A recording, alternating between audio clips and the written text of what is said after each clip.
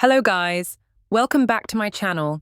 In today's video, I'll show you how to fix the issue when Windows 11 update KB5065426 is not installing.